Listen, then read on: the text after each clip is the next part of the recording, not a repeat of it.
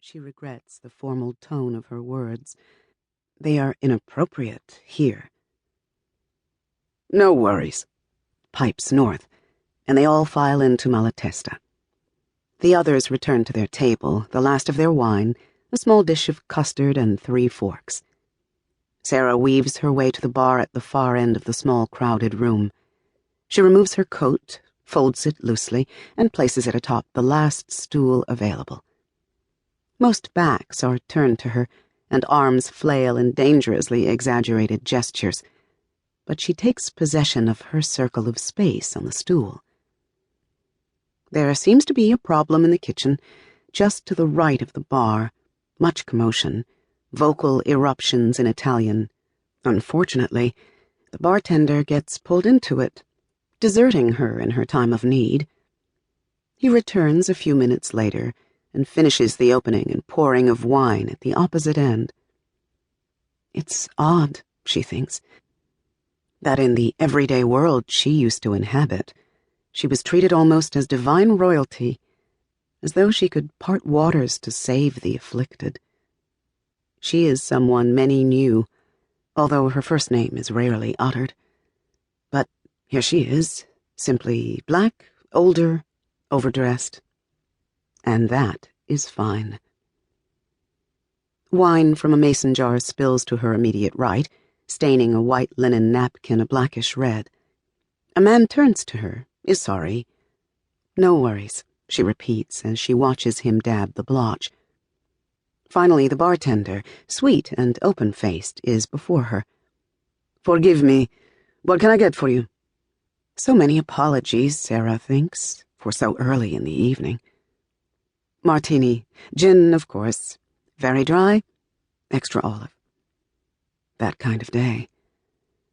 On delivery, she finds the murky liquid instantly soothing, as comforting as a walk through a piney wood in autumn.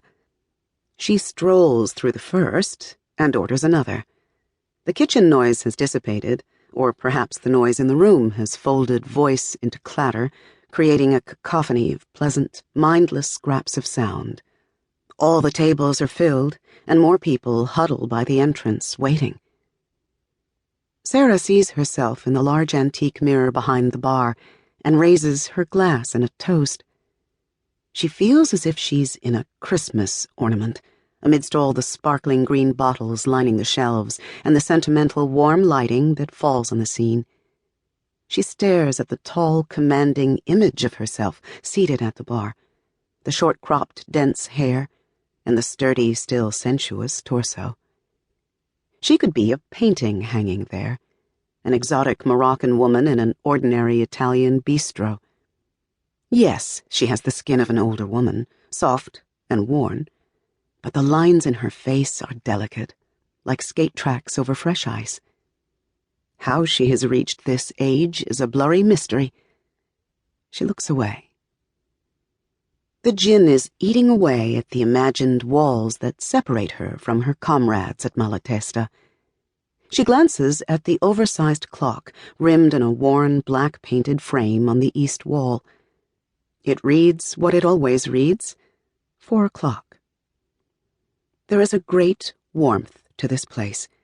She has felt it, whether here alone or with her husband, and, of course, most often with that apostate, the traitorous Benetta. Sarah winces and vows to reclaim as her own the delicate light that spills from the paper shades on the tabletop lamps and the black and white hexagonal ceramic tile on the floor, and is comforted further by the places where tiles are missing. Can there possibly be beauty in loss? More people gather around the bar now, drinking while they wait for tables to clear.